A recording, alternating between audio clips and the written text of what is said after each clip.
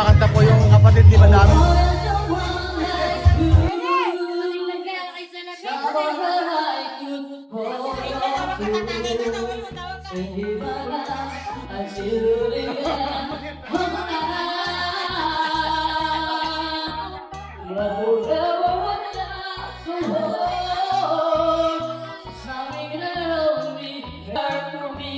When you say forever, I believe, baby, you're right enough to me. You now are meant to be, with all my heart and soul.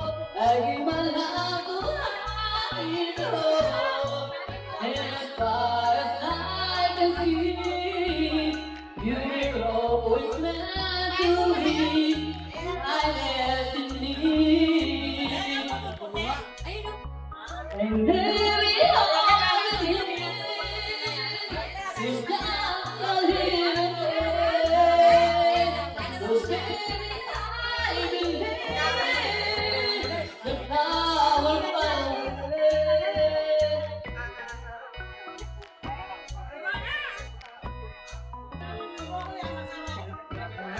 O, di ba ang galing ng kapatid ni Madam? Panalo.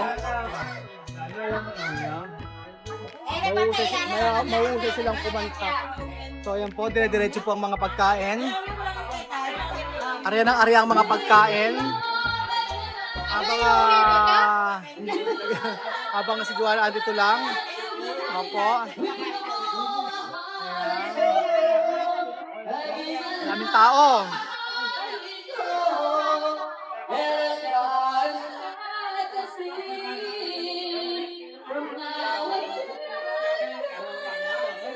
You will always have to be my destiny. So, ayan na po yung kapatid ni Madam na isang ayan na ang humamon. Ayan.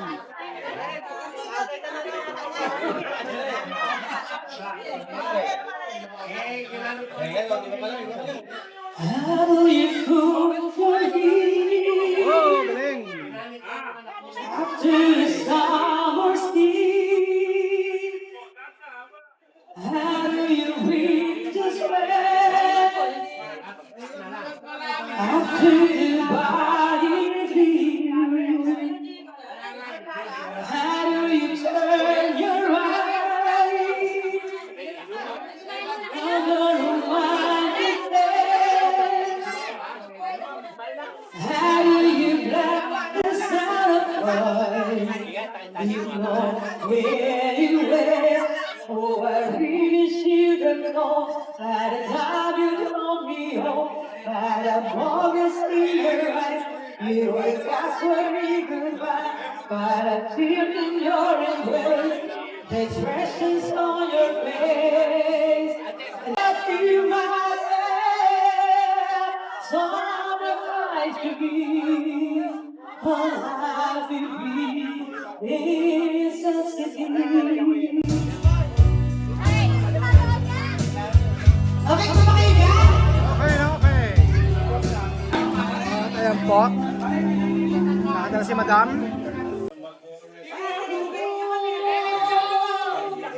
Sa akin,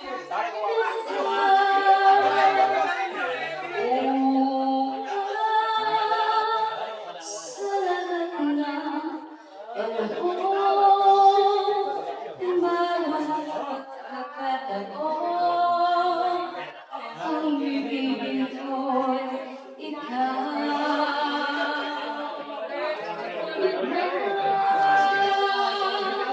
Ang tulaw sa pino, ang hirap niyong puso. Wala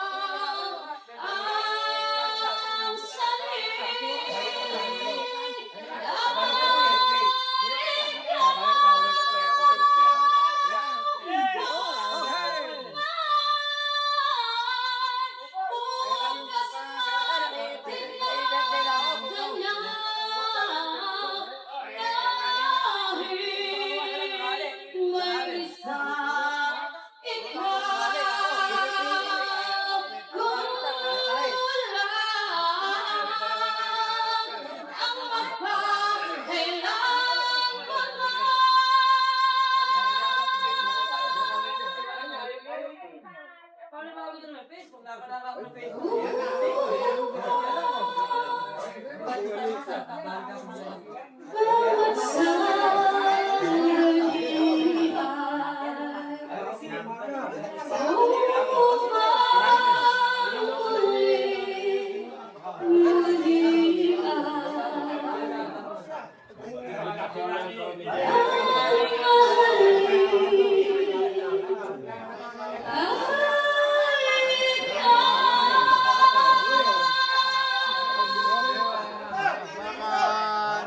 Applaudir, applaudir! Okay! Okay na okay! Tingnan niyo po si Bedjun mga amigo. Ipapakita ko sa inyo. Ito ang dala-dala ni Bedjun. Nag-aapura po umuwi. Pagkatapos siya pong kumain. So may magaganap po mga amigo na unboxing. Unboxing po ang tawag yan mga amigo. So, ayan po. Panoorin natin si Bedjun. Ano kaya dala-dala niya? Ayan po talaga dito sa Nueva Ecija. Pag hindi ka nagawin ng pagkain, talo pa. Ayan po si Bedjun. Parang apura po siya. Ayan. Bedjun. Bedjun, may nakalimutan ka yata. Tama ba yung dala mo? Tama ba yung dala mo? Yung nga. Apat ba yan? Apat? Apat yan! Apat na Tupperware! Ano ba yung nailagay? Nga.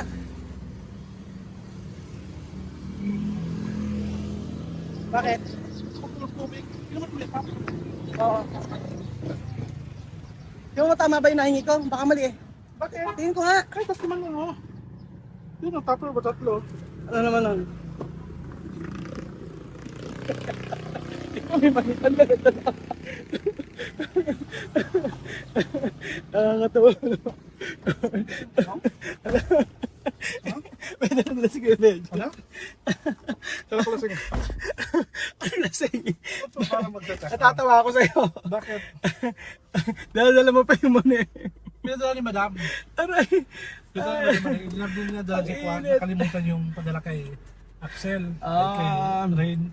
So ayun po mga amigo, pauwi na po kami. At happy birthday muli Marvin. I pray na maayos ang dapat maayos. Maging okay ang lahat sa atin, sa ating company. At this year ay naway mas naging okay pa. So thank you so much po mga amigo. At ang buhay ni Joanna dito sa Pilipinas ay masaya. Marami siyang problema minsan, marami siyang iniintindi. Pero hindi naman 'yon ang magiging dahilan upang siya ay mawalan ng pag-asa. So parang tayo mga OFW, pupunta tayo sa ibang bansa at makikipagsapalaran. So ganoon din po sa buhay ni Joanna sa Pilipinas. Ang pinagkaiba lang po mga amigo ay hindi niya kailangan magtrabaho dito sa Pilipinas, kundi ang kailangan niya ay ma-enjoy ang buhay na meron po dito sa Pilipinas. At ang kaibahan lang ay yung ngayon humaharap siya sa matinding pagsubok sa kanyang mga anak na nandun sa Gabon. So I'm willing na ibilang ticket si Joanna pauwi kung makakabuti ito para sa kanya at sa kanyang pamilya, sa kanyang mga anak. So I pray na si Joanna pag nagustuhan niyang bumalik na sa Gabon, ibibigyan natin yung gusto niya at